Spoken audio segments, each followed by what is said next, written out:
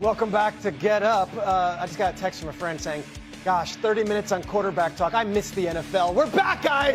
It's here. We've been talking about it all morning. This is a recently released top 10 NFL quarterback list according to executives, coaches, and scouts. Jeremy Fowler polled 50 different people, and this is the cumulative list based on voting. Mahomes is number 1. Lamar is number 4 behind Burrow and Josh Allen. Honorable mentions who are not on this list include Jordan Love and C.J. Stroud. Also receiving votes, Kyler Murray, Dak Prescott, Brock, Aaron Rodgers got a vote, Tua, Bo Nix got a vote. But all right, your top 10. And with that, let's get some rankings reaction. Dan, what's your biggest takeaway from all this? The reality is this is the best and deepest quarterback play has ever been in the NFL. You can make the case there are 9 or 10 guys that you win games because of. And then there's another 12 to 14 that you win a lot of games with. That's 24 or so guys that are just bona fide, legit, no-brainer, high-end starting quarterbacks in the NFL. It's the best this league has ever been at that position. D. Wood, what's your biggest takeaway? We got the 2-time league MVP at number 4. It's about the damnedest thing that I've seen. I mean, you talk about a guy, Lamar Jackson, you know, arguably the most dangerous quarterback that we have in our game, a guy who's improved every year as a passer, and he's sitting at number 4. Just goes to show you the strength that we have in our league at the quarterback. And the value people put on the playoffs. Yes. Yeah. Yep. Jeremy Fowler, you were the one who polled all these executives. Wonderful work as always. What is your biggest takeaway? That greatness of the quarterback position is closing in on Patrick Mahomes a little bit. He got 60% of the first place votes in my poll, which is significant, but last year he got almost 100%. He got all but one first place vote. So you're seeing Lamar Jackson, Joe Burrow, Josh Allen, they're splitting votes now. They're getting in on his territory a little bit. He's still the best, but these guys are coming. Yes, like the wire. That is his corner, okay? And now they're coming for his corner. Your top 4 are set in stone, Jeremy, and it was very interesting to see who came in number 5. Yeah. Jayden Daniels came in at number 5, the 5th best quarterback in the entire NFL.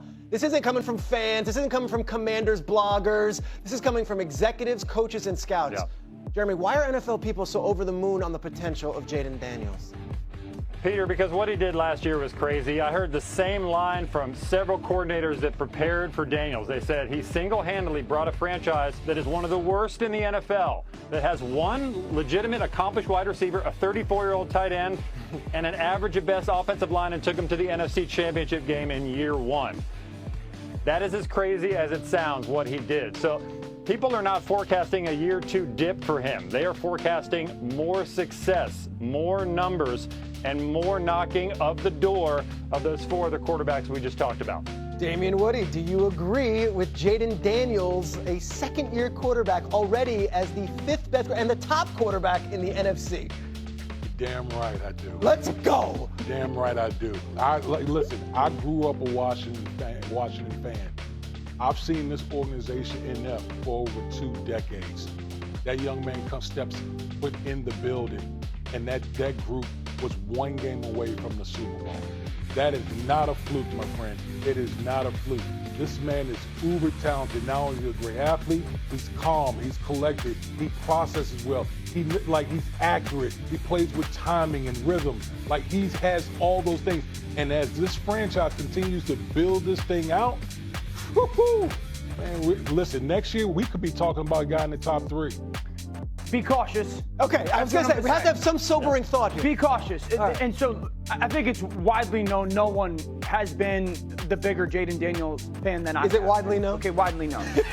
But let me just okay, so 2 years ago, CJ had a remarkable rookie Stroud. season, and everyone's like, CJ's the next Joe Burrow type of thing. And there's a lot of reasons why the season wasn't as stellar in totality. Last year, Jayden was absolutely insane. 6 wins trailing in the 4th quarter. That's not that common. You can't bank on that year after year after year. The best 4th down team in football outside of Philadelphia. I think they were like 23 or 28 on 4th downs. Something that's more than likely just not that common. So 2 years ago, it was 3rd down for CJ. He was so ridiculous on 3rd down that it covered up a lot of flaws. He was so ridiculous last year, Jayden Daniels, in the 4th quarter and on 4th down, that I do think it covered up a little bit of some of the deficiencies or flaws. And so if that's not corrected, some of those earlier down things as an offense, as a team, you're not banking on going 80+% on fourth down again. So yes, the 5th ranking, absolutely warranted, but there is a reality where they are going to have to play better football to make sure that he doesn't always have to put on the hero cape or do some of the jaw-dropping stuff to pull some of those last-second wins out. That's all I'm going to say. It's 35 minutes into the show, and Eagles fans, we see. We hear you. We understand that you are sitting on your couches at home, throwing the remote at the television, watching on your tablets, freaking out, saying, what about our guy? What about our guy who is not only Super Bowl MVP, but also beat Patrick Mahomes head-to-head in the biggest game of the season? Jalen Hurts comes in at number 9. Dan Orlovsky, are we underrating Jalen Hurts here, or does that seem right to you? 9 out of 32 when you're ranking the top quarterback. You can make the case that Jalen should at worst be 7, ahead of Justin Herbert and Jared Goff, as much as I love Jared and Justin. I do think there's a reality where, 1, easiest place to play quarterback in the NFL last year was Philadelphia. There's no debating that. 2, the passing game struggled at times, to their own words. And while Jalen was absolutely insane in those final 2 playoff games, the NFC Championship game and the Super Bowl, you can't ignore the body of work that did happen in the season last year. That being said, he won a Super Bowl. He's gone to the end of the Super Bowl 2 different times. So I do think it's justified to move him up a spot or 2. But I think the evaluation is Justin Herbert in Philadelphia, what would he be in comparison to? You're good with Jayden 5 and Hurts 9? I am. Okay. Yep. Damien, what are your thoughts? When I first saw the list, 2 things jumped out at me. Lamar at 4, Jalen Hurts at 9. It was the fact that I'm a guy. You're gonna bury yourself. I'm a guy. And Mike Singletary, what Mike Singletary said, I want winners. Yeah. I want winners. Yes, is the infrastructure in Philadelphia great? Absolutely.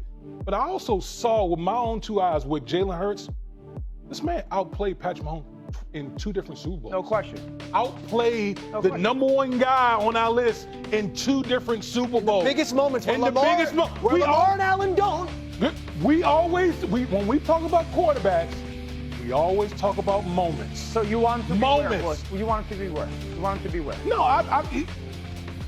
Nah, you can't. I'm talking Justin Herbert. That was my one when I was looking at the list. Herbert looks good though. He looks good in shorts. If you're building him in the lab, that's the guy you want. Okay, but that's the guy you want. Let's have a fair conversation. I'm not being fair. Give me the 3 starting receivers in Los Angeles last year. Hard to come up with those names. Okay? I mean, Ladd McConkey and Quentin Johnson talk? No, but look at the receivers. You could make that argument in Buffalo. Oh, but we're talking, okay, 1, Buffalo had a different, maybe not high-end talent, but 5 or 6 pretty darn good players. Jalen has a bona fide top 3 receiver and another probably top 10 guy. He's got a tight end that's a top 5 guy at the position. It's the best